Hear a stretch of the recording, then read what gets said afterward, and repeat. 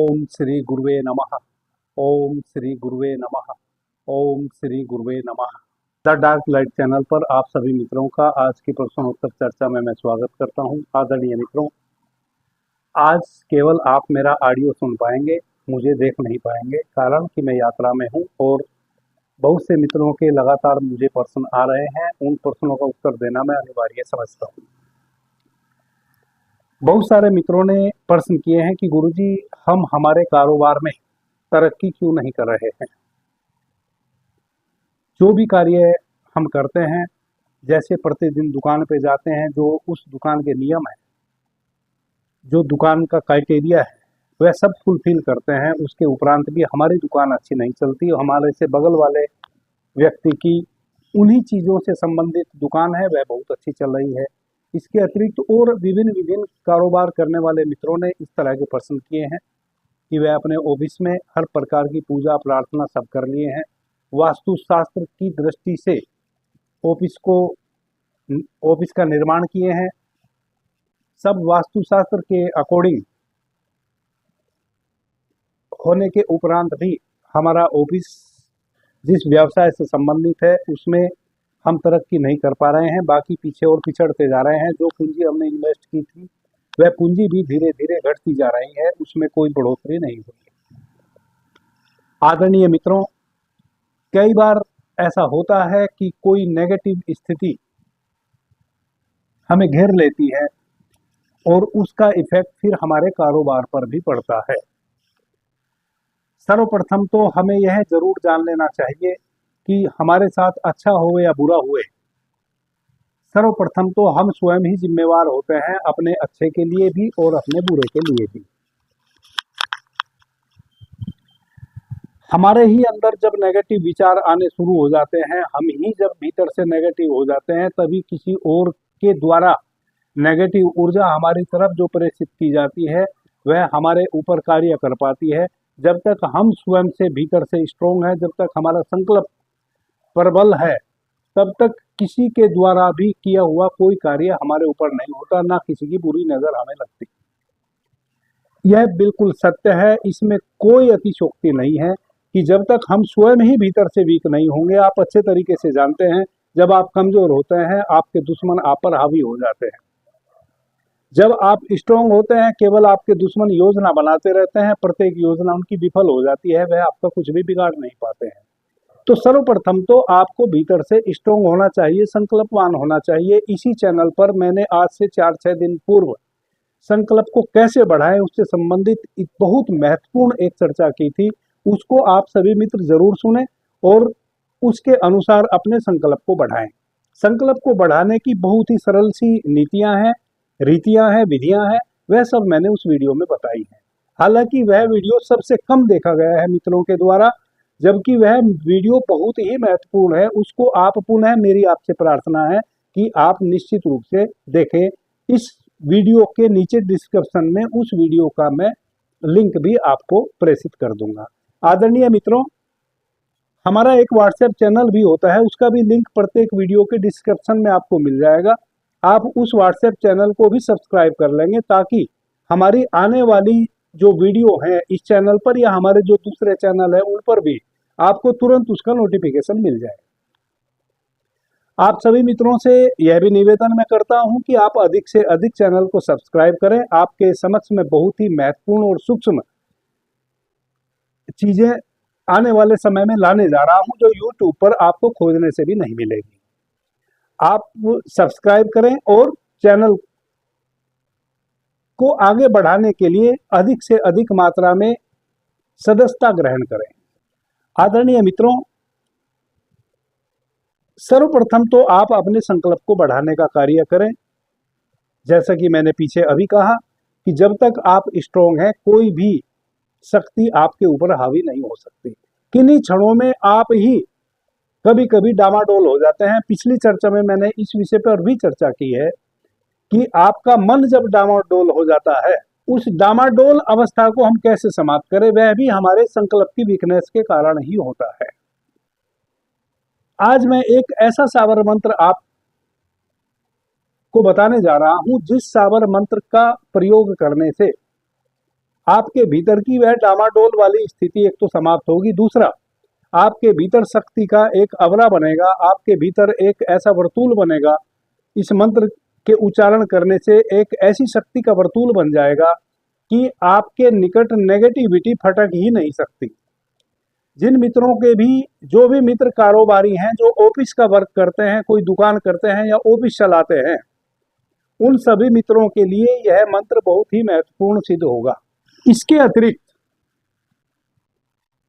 दुकान को सुचारू रूप से चलाने का कार्य तो यह मंत्र करेगा ही। इसकी विधि मैं आपको बताऊंगा कि कैसे आपने अपनी दुकान पर जाने से पहले इस मंत्र का प्रयोग करना है। लक्ष्मी प्राप्ति मंत्र भी यह है। यदि आप इस मंत्र का विधि विधान के साथ उच्चारण करेंगे अर्धरात्रि में, तो यह माता लक्ष्मी को भी प्रसन्न करने वाला मंत्र है। माता लक्ष्मी की कृपा आप पर अधिक से अधिक बरस सकती है यदि आप इस मंत्र का विधि विधान के साथ अर्धरात्रि में कुछ दिनों तक निरंतर अभ्यास करें। आदरणीय मित्रों, जितने भी साबर मंत्र हैं, साबर मंत्र से संबंधित मैंने बहुत विस्तार से पीछे चर्चा की है कि साबर मंत्र स्वयं में सिद्ध ही होते हैं, उनको आपको सिद्ध करने की आवश्यकता नहीं होती है। जितने भी साबर मंत्र हैं वह सब हमारे नवनाथों के द्वारा बताए हुए साबर मंत्र हैं, और वह नवनाथों के मुखमंडल से जो भी साबर मंत्र उच्चारित हो गया वह प्रत्येक मंत्र सिद्ध अवस्था में ही उच्चारित होता है। जब भी नवनाथों के मुंह से किसी साबर मंत्र का उच्चारण हुआ है वह ऑटोमेटिक मंत्र सिद्ध हो गया है। इसके उपरांत भी आपको किसी मंत्र को अपने से भी सिद्ध कर लेना होता है। वह सिद्ध क्यों कर लेना होता है? यूं तो मंत्र सिद्ध ही है, उसके पीछे का कारण यह है कि जो भी मंत्र का उच्चारण आप करेंगे वह आपकी श्वासों में एक रिदम के रूप में चलना चाहिए। प्लस जब आप किसी मंत्र का उच्चारण करते हैं, जिस हेतु आप उस मंत्र का उच्चारण कर रहे हैं, उस हेतु को सिद्ध करने के लिए आपके भीतर भावना भी प्रगाढ़ होनी चाहिए मंत्र के साथ साथ। तो मंत्र को दोबारा आप स्वयं सिद्ध करें, उसका केवल इतना मतलब है कि आप कुछ समय तक, जैसे 3 माह तक, 90 दिन तक आप इस मंत्र का, जो मैं बताने जा रहा हूं, 108 टाइम प्रतिदिन अर्धरात्रि में 12 बजे रात्रि में बैठकर उत्तर दिशा की ओर मुंह करके यदि उच्चारण करेंगे तो यह मंत्र आपकी श्वासों में सिद्ध हो जाएगा। यानी कि प्रत्येक व्यक्ति का श्वास लेने का छोड़ने का अपना एक रिदम होता है। प्रत्येक व्यक्ति की श्वास भी, जैसे पीछे मैंने स्वर विज्ञान पर चर्चा की है कि किसी की श्वास 12 अंगुल बाहर बहती है, किसी की श्वास 8 अंगुल बाहर बहती है। जैसे यदि किसी के लंग्स में प्रॉब्लम है, उसको जल्दी जल्दी श्वास लेने की आदत है, तो उसकी श्वास जो है वह बहुत लंबी बाहर बहेगी, और भीतर जब वह श्वास को भरेगा तो बहुत छोटी श्वास भीतर जाएगी। यदि कोई पूर्ण स्वस्थ है तो उसकी भीतर भी बहुत लंबी श्वास जाएगी और बाहर भी 12 अंगुल तक उसकी श्वास जाएगी। यानी कि बाहर बहुत लंबी श्वास उसकी नहीं बहेगी, 12 अंगुल से अधिक उसकी श्वास नहीं बहेगी, और भीतर भी 8 अंगुल से कम उसकी श्वास नहीं बहेगी। लेकिन यदि श्वास लेने में कोई तकलीफ है, लंग्स से संबंधित कोई प्रॉब्लम है, तो उस श्वास की बाहर छोड़ने की लंबाई बढ़ जाएगी और भीतर श्वास का रेचक करने की लंबाई छोटी हो जाएगी। उसी अनुसार फिर उस श्वास के साथ जो मंत्र का हम उच्चारण करते हैं उसके रिदम में भी इफेक्ट पड़ जाएगा। तो जब आप 108 टाइम प्रतिदिन 90 दिन तक एक ही मंत्र का उच्चारण निरंतर करेंगे अर्धरात्रि में, तो आपकी श्वासों में भी आपका जो रिदम है श्वास लेने का और आपका जो रिदम है जप करने का, उसमें वह मंत्र प्रविष्ट हो जाएगा। आपकी श्वासों के साथ इस मंत्र की एक समरसता बन जाएगी। इसको कहते हैं मंत्र का आपकी श्वासों में सिद्ध हो जाना। यूं तो जितने भी साबर मंत्र हैं, मैं वापस से फिर से आपको बता दूं कि वह सर्व सिद्ध ही होते हैं।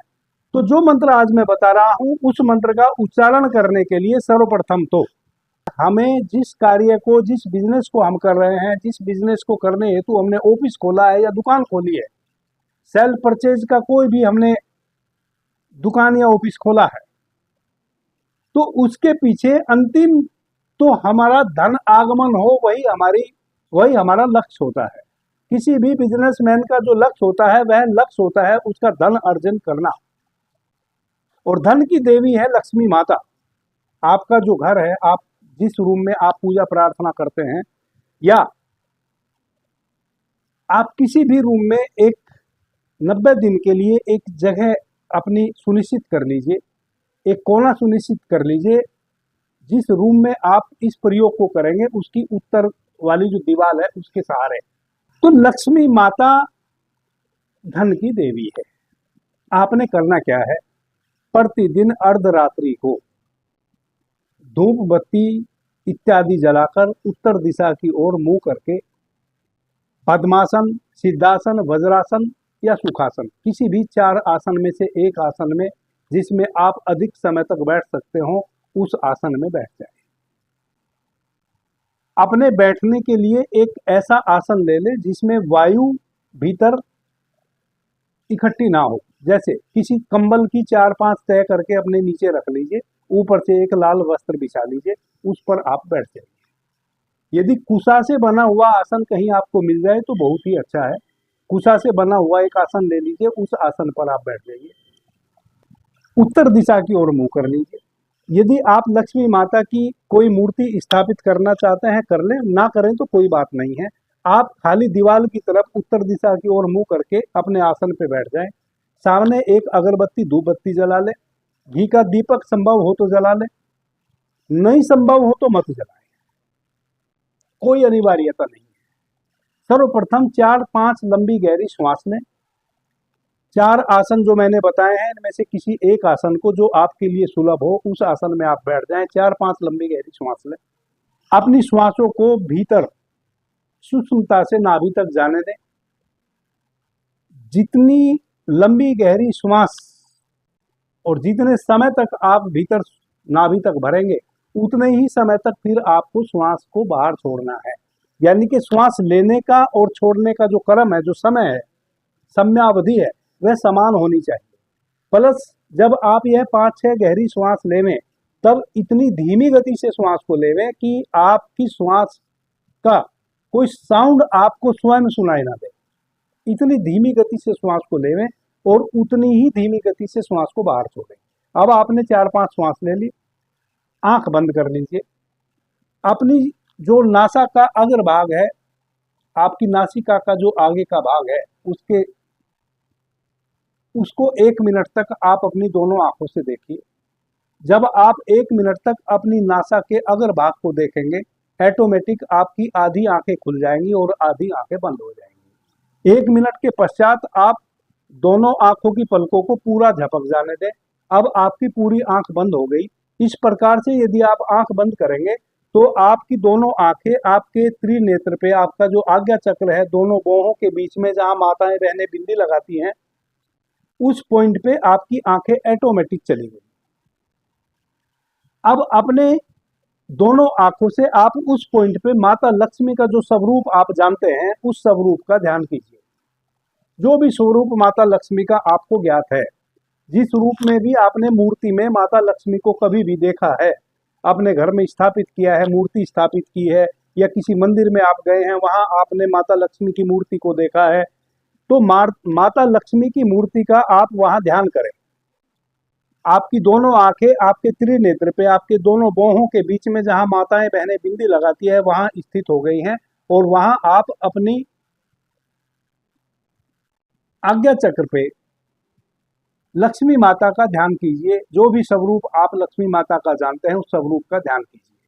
उस स्वरूप का ध्यान करते हुए अब जो मंत्र मैं आपको बता रहा हूं, इस मंत्र का आप उच्चारण करें 108 टाइम। आदरणीय मित्रों, 108 टाइम 90 दिनों तक, यानी कि एक माला प्रतिदिन, एक कमल गट्टे की माला आप ले आए। यह मैं बताना भूल गया था, क्षमा कीजिए। एक कमल गट्टे की आप माला ले लें। कमल गट्टे की माला को गंगा जल में धो के पवित्र कर लें। उस कमल गट्टे की माला से एक माला प्रतिदिन आपने इस मंत्र की करनी है, और 90 दिनों तक, 3 माह तक कंटिन्यू करनी है बिना किसी नागा के। सही अर्धरात्रि में आपको बैठ जाना है। 20-25 मिनट में आप इस एक माला का उच्चारण कर लेंगे। मंत्र इस प्रकार है, उसके बाद मैं बताऊंगा फिर आपको आगे करना क्या है।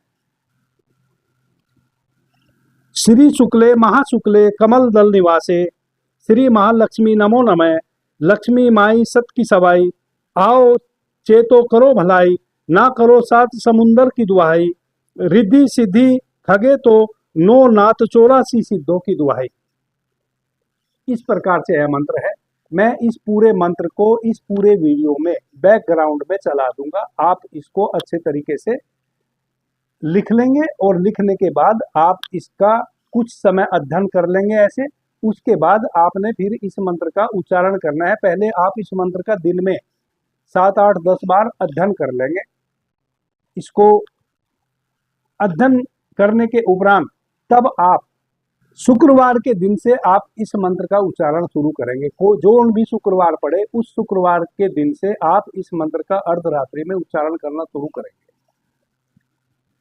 इस प्रकार से यह मंत्र है। 108 टाइम आप इस मंत्र का उच्चारण करें। जब आप 3 माह तक निरंतर एक माला प्रतिदिन कर लेंगे, जिन मित्रों को पहले से मंत्र साधने की आदत हो, जो मित्र जानते हो मंत्र को कैसे साधा जाता है, जो मित्र अभ्यस्त हो चुके हों मंत्र को साधने के, वह इस मंत्र को 1 सप्ताह में भी साध सकते हैं।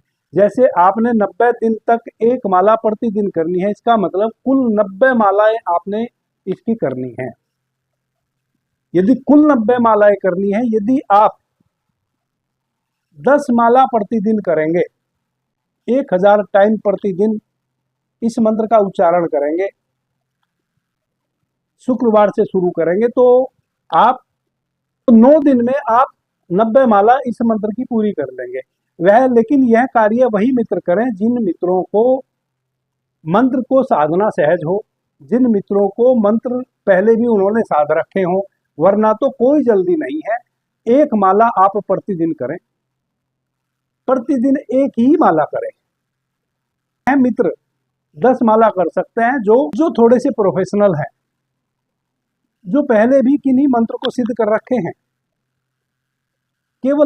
केवल वह मित्र उच्चारण करें, केवल वह मित्र 10 माला प्रतिदिन कर सकते हैं। बाकी सभी मित्रों के लिए जो कभी भी किसी मंत्र को सिद्ध नहीं किए हैं, जो पेशेवर नहीं है, उनको केवल 1 ही माला प्रतिदिन करनी है। आदरणीय मित्रों, आप यह ना समझें कि जब आप 90 दिन पूरे कर लेंगे तभी यह मंत्र कार्य करेगा। यह मंत्र तो पहले ही दिन से कार्य करना शुरू कर देगा, लेकिन 90 दिन होते होते यह मंत्र पूरी तरह आपके श्वासों के रोवे रोवे में फैल जाएगा। जैसे स्वर विज्ञान में मैंने पीछे चर्चा की है कि हम जो श्वास लेते हैं, इन श्वासों के साथ हम प्राणवायु भी भीतर लेते हैं।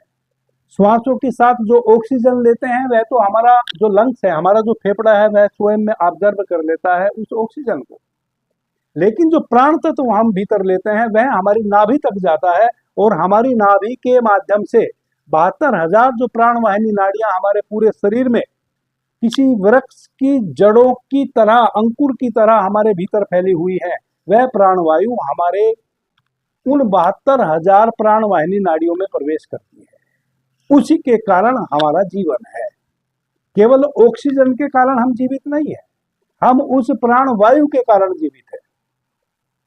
वह डायरेक्ट हम विद्युत भीतर लेते हैं, वह डायरेक्ट हम विद्युत शक्ति भीतर लेते हैं। इसलिए जो प्राण हम भीतर लेते हैं अपनी श्वासों के माध्यम से, ऋग्वेद उसी प्राण को कहता है अप्रत्यक्ष ब्रह्म। हम ब्रह्म को ही अपनी श्वासों के साथ भीतर लेते हैं। और जब हम अपनी श्वासों को भीतर लेते हैं, उस समय जब हम किसी मंत्र का उच्चारण निरंतर कर रहे होते हैं, उस मंत्र की जो शक्ति है, उस मंत्र की जो ध्वनि है, उस मंत्र से उठी हुई जो ध्वनि है भीतर, वह भी हमारी 72,000 प्राणवाहिनी नाड़ियों में प्रवेश कर जाती है।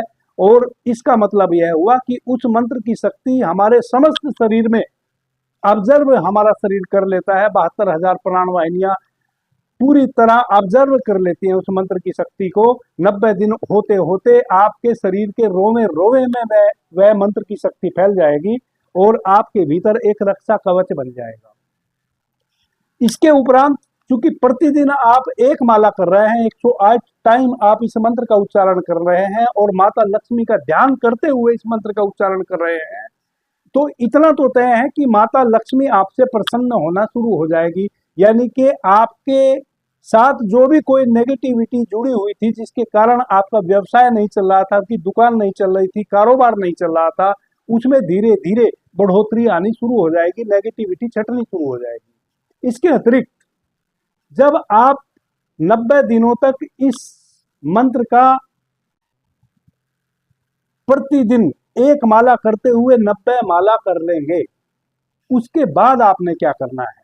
सर्वप्रथम तो आप अपने घर में प्रतिदिन सूर्योदय से पहले उठें, स्नान इत्यादि करके, जहां भी आपने अपने घर में कहीं छोटा सा मंदिर स्थापित कर रखा है, आप प्रतिदिन एक अगरबत्ती या घी का दीपक जलाएं और इस मंत्र का 11 बार उच्चारण करें। जब यह 90 दिन में सध जाएगा आपको, उसके उपरांत की मैं बात कर रहा हूं, प्रतिदिन सूर्योदय से पहले आप उठें, स्नान इत्यादि करें, सभी चीजों से निवृत्त होकर अपना जो छोटा सा मंदिर प्रत्येक घर में होता है, उस घर के मंदिर में आप 11 टाइम इस मंत्र का उच्चारण करें। उसके उपरांत उसके बाद आप अपने ऑफिस के लिए निकलें। फिर आप अपने ऑफिस में जाते हैं या अपनी दुकान में जाते हैं, जो भी आपका व्यवसाय है, फैक्ट्री है, दुकान है, जो भी है, वहां भी आपने निश्चित रूप से भगवान की कोई ना कोई मूर्ति स्थापित कर रखी होगी। वहां भी आप कोई दिया, दीपक या अगरबत्ती निश्चित रूप से जलाते होंगे। नहीं यदि जलाते हैं तो वहां भी एक कोना छोटा सा आप ऐसा बना लीजिए जहां आप किसी भी अपने देवता का स्मरण करके कोई अगरबत्ती जला सके। तो आपकी दुकान में एक छोटा सा तांबे का आप लोटा रख लीजिए, या अपने ऑफिस में, या जो भी आपका व्यवसाय है, और एक भगवान गणेश और मां लक्ष्मी की एक मूर्ति स्थापित कर लीजिए, यदि आपने पहले से नहीं कर रखी है।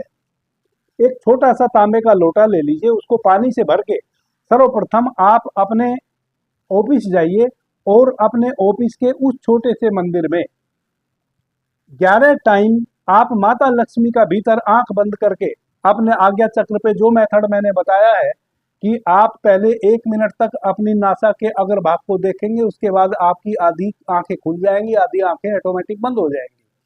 फिर 1 मिनट के पश्चात आप पूरी दोनों पलकों को धीरे से नीचे गिर जाने दें। आप देखेंगे कि आपकी जो आंखें हैं वह भीतर देखने लगी, कहाँ? जहां माताएं बहनें बिंदी लगाती हैं दोनों बाहों के बीच में।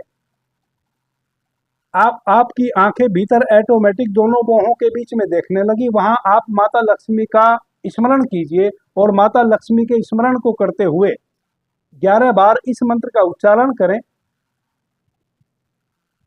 तांबे का लोटा जल से भर के उसको हाथ में रखें, अपने बाएं हाथ में रखें, और बाएं हाथ में उस लोटे को रखते हुए दाहिने हाथ से उस लोटे को आप ढाप के रखें। बाएं हाथ की हथेली पे लोटे को रख लें और दाहिने हाथ की हथेली से उस लोटे को आप ढाप के रखें पानी को।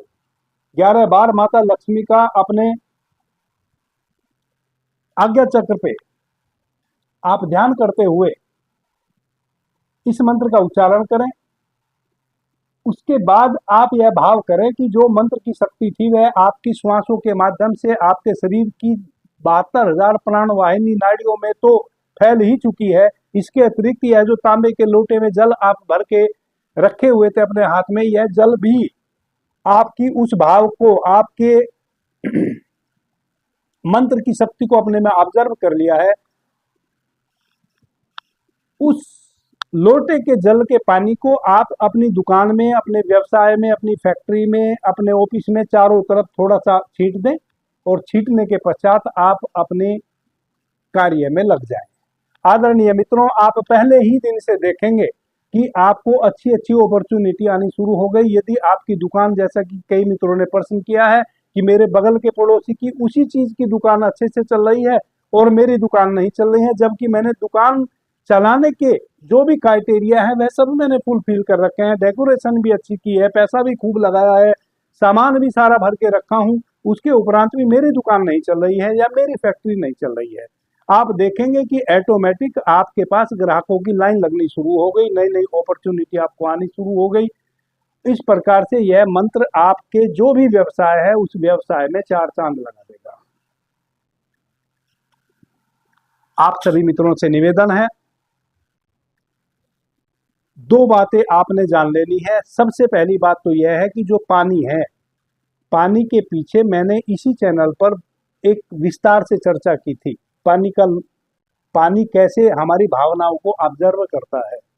आदरणीय मित्रों, पानी में वह शक्ति है कि आप जो भी पानी में मिला देंगे वह उसी को अपने में आत्मसात कर लेगा। कोई भी कलर आप पानी में डाल दीजिए, वह उस कलर के जैसा हो जाता है। कोई भी स्वाद आप उस पानी में डाल दीजिए, नमक डाल देंगे नमकीन पानी हो जाएगा, मीठा डाल देंगे मीठा पानी हो जाएगा। पानी एक ऐसा पेय पदार्थ है जो अपने में किसी भी भाव दशा को ऑब्जर्व कर लेता है। इसलिए हमारे यहाँ हिंदुओं में जितने भी हमारे रीति रिवाज हैं, जितने भी हमारे जन्म से लेकर मृत्यु तक जितने भी संस्कार हमारे जीवन में डाले जाते हैं, सभी संस्कारों में, चाहे वह विवाह का संस्कार हो, चाहे वह उपनयन संस्कार हो, सभी संस्कारों में पानी की आवश्यकता होती है। हम पानी का आचमन करते हैं। क्योंकि जो भी मंत्र के साथ उस समय हम पानी का याचमन करते हैं, वह पानी का याचमन उस मंत्र की शक्ति को हमारे भीतर जो 60-70% पानी है, उस पानी को भी एक्टिवेट कर देता है। आदरणीय मित्रों, पानी बहुत प्रभावशील है। पानी के भीतर बहुत ही अधिक शक्ति है किसी भी चीज को अपने में ऑब्जर्व करने की। जब आप शुद्ध भावना के साथ इस मंत्र का उच्चारण करते हैं, अपने हाथ में लोटा जल का भरा हुआ लेकर और अपने राइट हैंड से आपके जो बाएं हाथ की ऊर्जा है वह उसको नीचे से सहारा दे रही है और आपके राइट हैंड की ऊर्जा उसमें प्रविष्ट हो रही है और आप मंत्र का उच्चारण कर रहे हैं, तो वह इस मंत्र की शक्ति को पानी अपने में ऑब्जर्व कर लेगा और वह चारों तरफ से ऐसा एक भेदन बन जाएगा आपके व्यवसाय में कि कोई भी नेगेटिविटी आपके उस भेदन को छेद कर भीतर आ ही नहीं सकती। केवल और केवल पॉजिटिविटी आपके व्यवसाय में रह जाएगी, नेगेटिविटी समस्त रूप से समाप्त हो जाएगी। दूसरी बात, किसी भी कार्य को करने के लिए हमें श्रद्धा की आवश्यकता होती है। मैं अंधश्रद्धा की बात नहीं कर रहा हूं, श्रद्धा की बात कर रहा हूं।